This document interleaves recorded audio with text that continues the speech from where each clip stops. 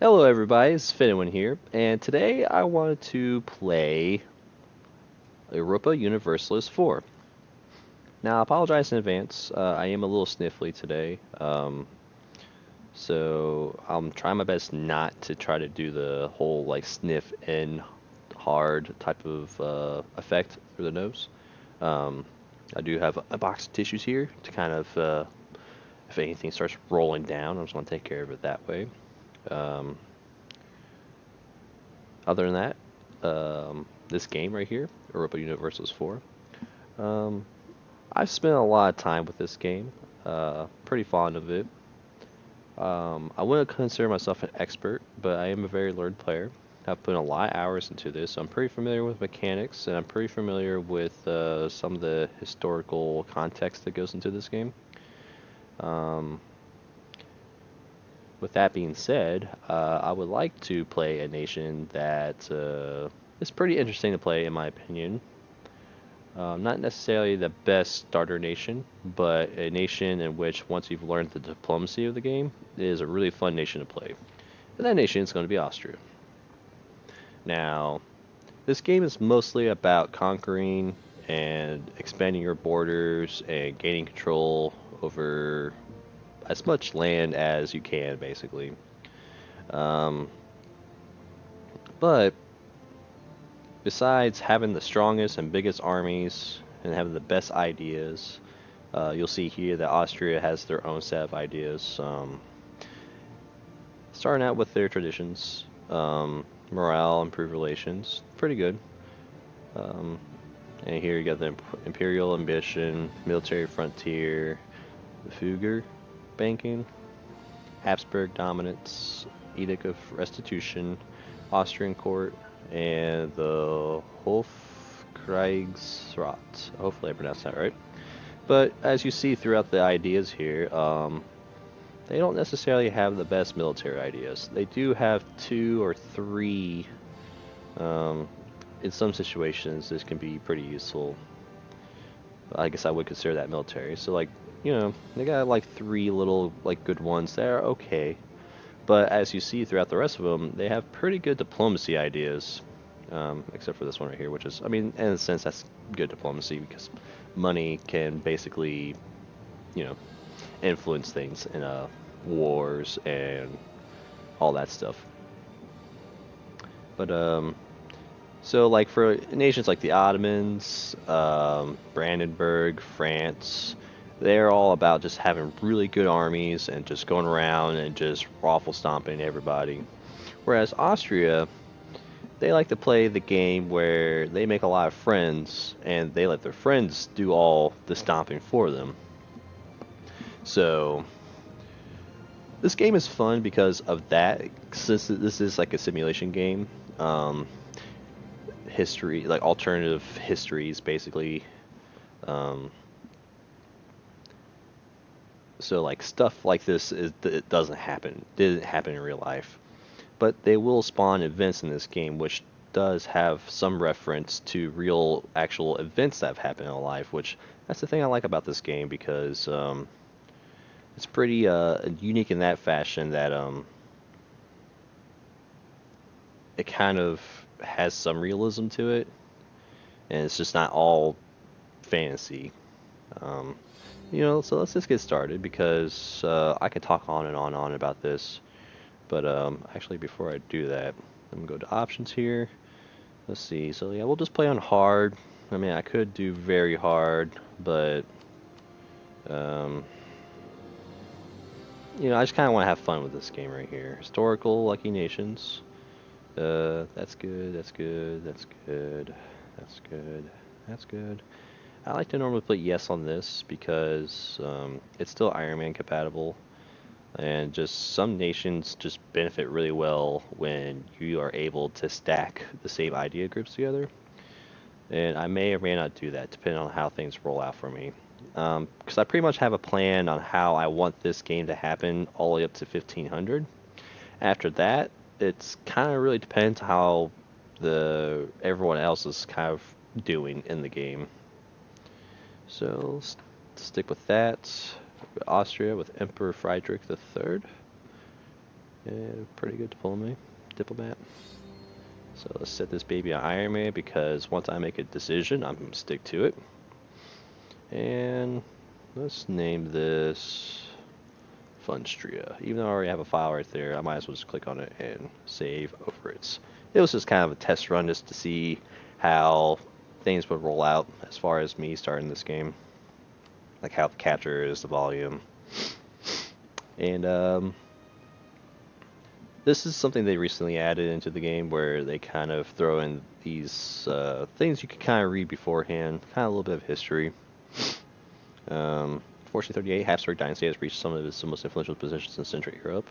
I mean, the Habsburg dynasty is definitely a big European dynasty. They've had a big influence over European history for a long time.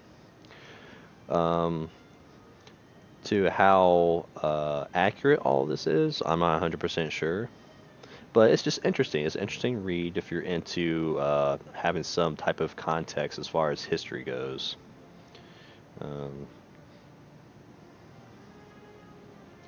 This kind of also gives me an idea on how, I mean, this will give you an idea how you should play these nations right here. Because for me, I have a little list of things that I want to do. Like I said, I have plans all the way up to 1500. And two of those things are on my list is taking care of Hungary and Bohemia. Because I would like to get them under my control. And how I want to do that is enforcing personal unions over them. So if you want to take your time and just kind of read the stuff here, just hit pause during any of those moments I was talking, and you might get myself at a silly face or something like that, but you'll also have your time to read this stuff here. As Austria, we are Catholic, and I do plan on staying as Catholic. They just have a lot of good bonuses. Working with the papacy, you get papacy bonuses. Hopefully I could get lucky and become the Holy See. So that I would get more bonuses from that.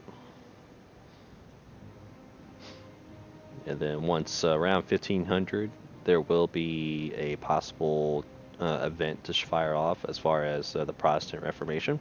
And when that pops up, that's a different can of worms I have to deal with. And, well, until I get to that point, I'll worry about it. And as Austria, we are an archduchy. Excuse me, I sniffled there, I'm sorry. And as far as I know, Austria is the only country in the Holy Roman Empire that has this specific government type. And I don't know how much of it they changed recently, but I think I should be able to get another diplomat. But I think I have to let the game roll a little bit for me to get those bonuses. So there's that. The environment. As Austria, you start out as a Holy Roman Emperor at this age right here. And ideally, you are basically, Germany and Italy are like your babies. And you want to try to keep them within the empire, within your control as you pass reforms. And I'll explain reforms once we look at that right there. So a lot of things to read, a lot of context to kind of get yourself an idea of how to start out. So let's just roll into this. Like I said, I'm pretty familiar with this. I know what to expect. I know some good opening moves here. Because you're starting out in this is, for any nation, your starting moves will influence how you roll in this game. So let's check out our rivals here. Like I said, this is Iron Man, so I'm going to pretty much stick to what I'm dealing with. Ideally, I didn't want Burgundy to be my rival, but it is what it is. And the reason for that is because I want to throw down a royal marriage and increase my chances of getting a Burgundian inheritance. But yeah, let's rival Denmark, because Denmark is going to be my issue in the north. He's going to be wanting to try to gobble up the people, my northern German princes. And I don't like that. But Ottomans, definitely a safe bet as a rival, because I'm definitely going to be having issues with him later on in the game.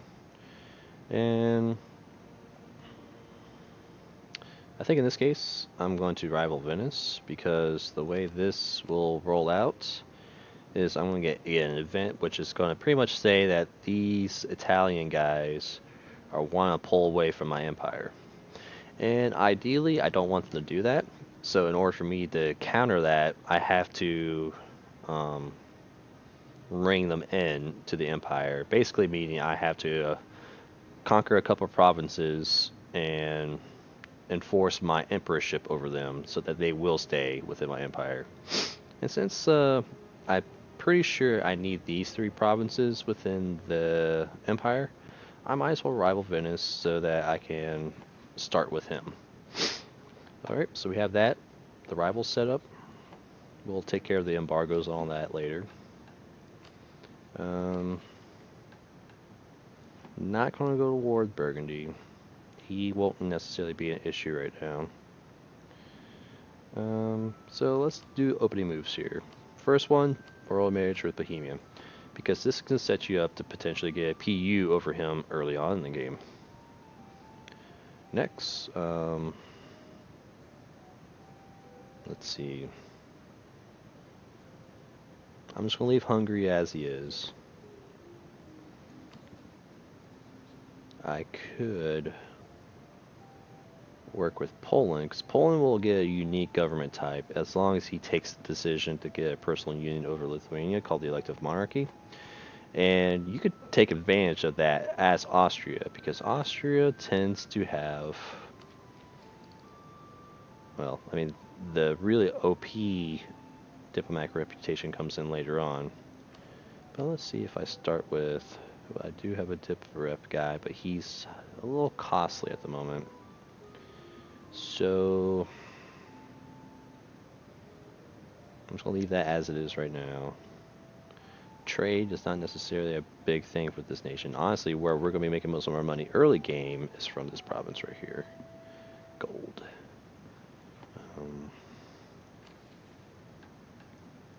Let me think. Yeah, let's get a marriage with Castile, because I would like Castile to be friendly with me. And is there anything else that I can take care of right now?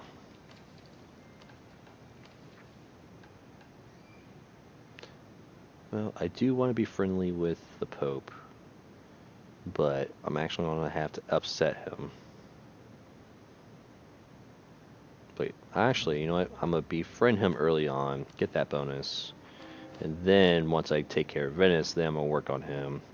And then hopefully the way the pluses, the minuses work for diplomacy, I should be able to beat him up and still keep him friendly enough to where he won't excommunicate me. So I think this is a pretty good start right here, so let's get rolling.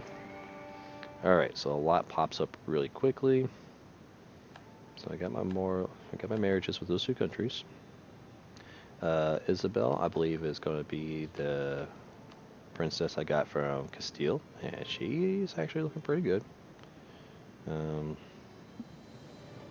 But now this right here, well, to finish that thought, you know, can't really take advantage of using the queen's monarch points unless she becomes the regent, which basically means once this guy passes away, what I mean by this guy, I mean my emperor, Friedrich. She won't be able to take in and affect her stuff until he's gone. Which would mean that if I have an heir, my heir still has to be a kid, and she'll be running the country while he's growing up. So, ideally, I'm getting an alliance offer from Hungary. You just want to reject that for now, because later on there's going to be a potential event that'll fire off that will either allow Hungary to fall under a personal union with you, or you get a casus belli, which means reason to war, cause of war, to go to war with him, to enforce a personal union over him. And the best way to get that off as quick as possible is basically just don't marry him and don't ally him, so that once you break an alliance with him, there's going to be a truce. You'll get a big malice if you try to go to war during a truce, and we don't want that. So here's because Hungary and Bohemia are going to be hopefully under a pew with me by 1455. And that's what the numbers should fall under. So here's the event for Italy, because Italy just basically just wants to pull away from the empire. But as the emperor, it's my job to keep them in the empire. So ideally, I want to do this before 1490, and they have to stay within it till 1550. So with that event fired off right there, that will show in here, and this basically says I need to get these regions under my control by 1490. So basically, central, I need to take care of the Emilia Romagna, which is, I believe, going to be up here.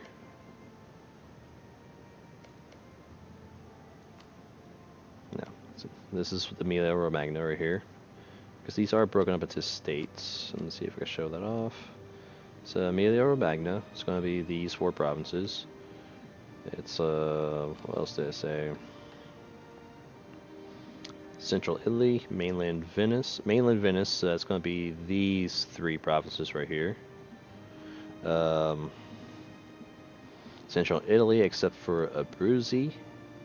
So basically, these 3 provinces. So 1, 2, 3, 4, 5, 6, 7 provinces, and then Rome. What I think I'm going to do with Rome is I'm going to conquer it. I'm going to core it, pull it into the empire, and then I'm going to release that province back to the Pope.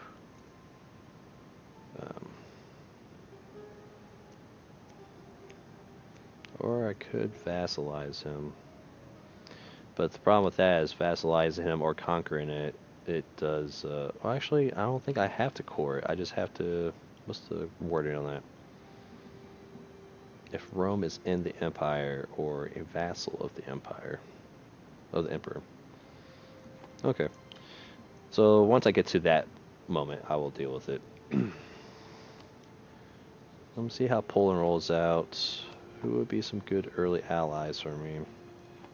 Actually, let's get this rolling as far as diplomacy goes. I know I'm probably moving kind of slow here, but it's like I said, these early moves are pretty important. Let's see. So should I take the Palatinate as an ally? Ideally, as allies, I want to have big people as my friends. So not necessarily crazy about that. And no, I don't want to ally Bohemia, only because once my dynasty gets onto his throne, I want to throw down that PU as quick as possible. So let's improve relations with Poland, because if anything, I want him to be my ally. Let's split this up. So I'm just going to let those roll out. I'm just going to say no to them for right now. Start building my army, because I'm going to need some dudes for early wars.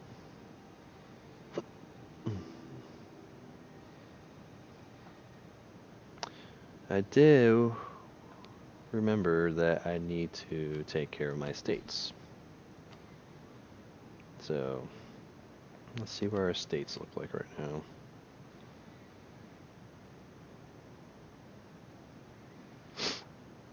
Ideally, I want to get the burghers a little bit more influence, so let's work on that. Let's give them... Yeah, let's do this province. So So let's call it diets. Let's seek support of clergy. Let's grant the monopolies.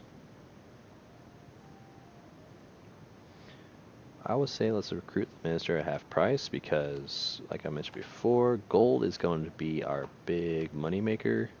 And to counter that, we need someone to bring down the inflation that gold causes. So we got that. Let's get the morale guy. And I really want the dip rep guy. Is he at half price? You know what? Let's do the dip rep guy. Let's see, can I get some early PUs on some other people potentially? I would like to try Milan. I don't know if they fixed that or not. But they have an event in which they can turn into a republic once their person dies. But I think there is a very slim chance that sometimes it will allow you to get a personal union over them first.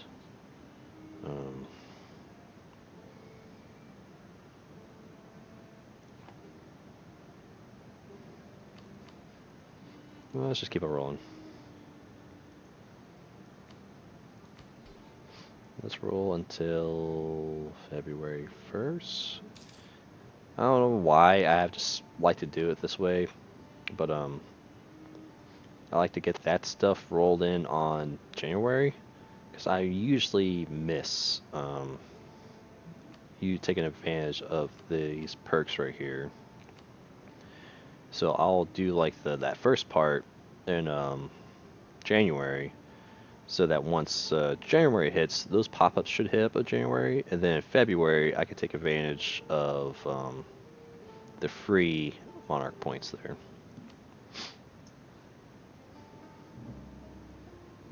Alright. And I know my face is in the way over here, but I want to set Europe as a interest, so I can see what everybody's doing here.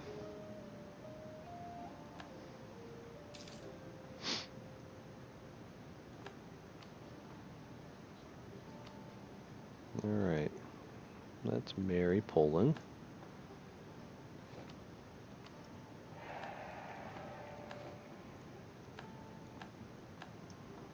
Let's ally Castile. So I got one big friend.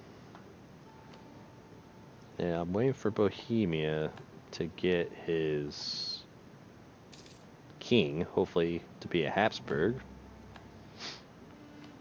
And that's ally Poland.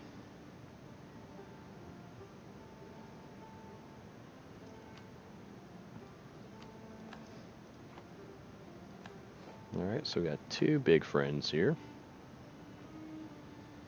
And ideally I want to get these two under personal union, as I mentioned before. And I do have one more slot available to have another friend in.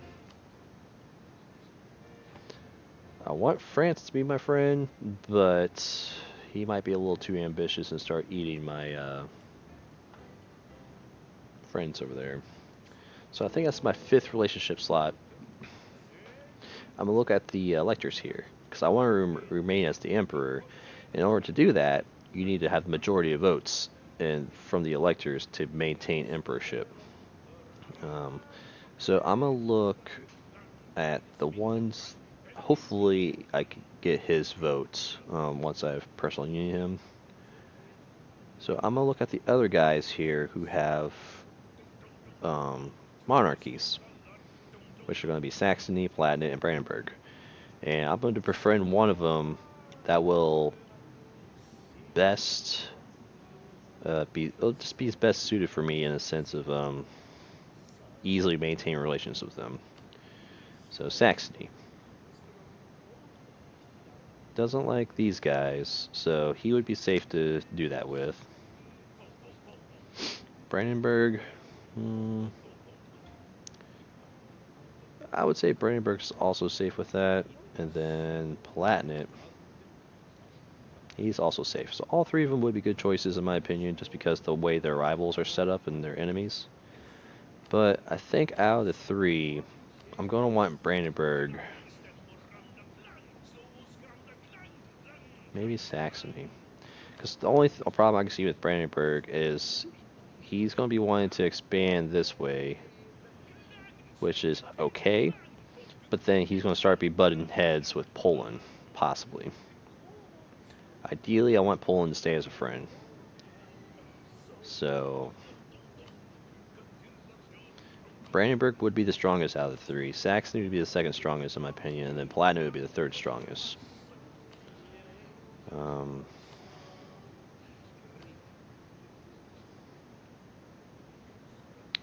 think, you know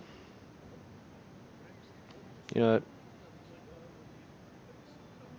And another issue is when Brandenburg starts getting big enough, he tends to also want to vote for himself. So I think I'm going to go with Saxony.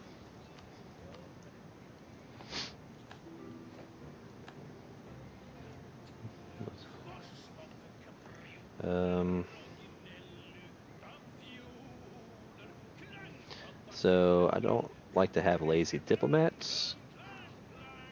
So let's get this guy improve relations with Castile. Yes, we will marry you. Because even though right now it's looking pretty grim as far as me getting reelected, that's just because I don't have a heir at the moment. What's my force limit looking like? Alright. So I could field a large army, but my finances say I can't. So in order for me to change that, I need to start getting my gold pumping here. So let's just spend all my Diplo points on that. And that should give me a spike in my income here. Let's see how much that spikes up.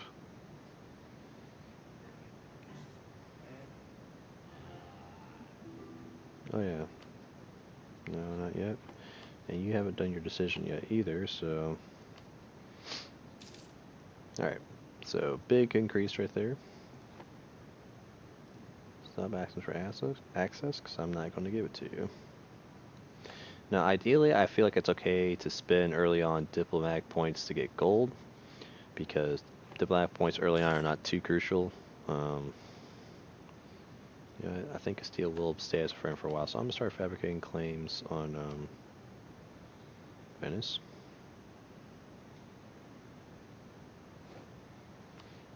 Now I'm just going to war with Albania. Because, I mean, of course I want to get my military rolling, so that for early wars I can have an edge on people. And I also want to get my admin going so I can get my first idea rolling. But, I think this is just a good setup right now. And I think I'm going to leave it at 7 for the moment, because the higher you keep on increasing it, it increases the chances of the mine depleting each year, which will half the production, which would mean basically reduce my income. So we'll just leave it like that.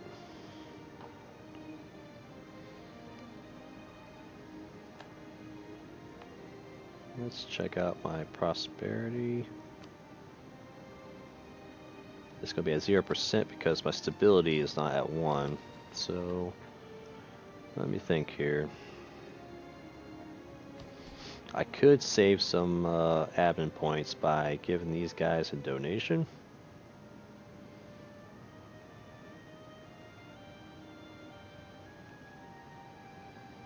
Which is generally not a good idea early game, but I'm going to do it.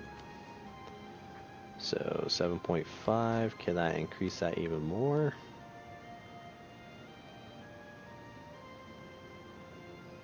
Yeah, let's do that. So as long as you stay under 70%, that's ideal. Because if once you get to 70% and above, it's potential for it to trigger events that can bump it over 80, which you don't want that to happen. So with that said, now we have 90 happens to spend instead of 92 or 100. So I'm saving 10. That's pretty much a month's worth of build right there. Oh man, she's strict too, which is really nice for the military. So right now, I mean, I feel like this is a good start right here. Of course, I haven't seen him because after a while, if he doesn't spawn someone from my dynasty to on his throne, he will get an event in which it will give him a person from the Podobrad dynasty to be on the throne, which is not what I want. But hopefully things go in my favor and luck goes my way, and it's for me to enforce an early personal union with him. And of course, Poland hasn't taken his decision yet to get a personal union over Lithuania, which is it's kind of a weird start. Usually Poland does it pretty quickly. But I'm going to take a break here.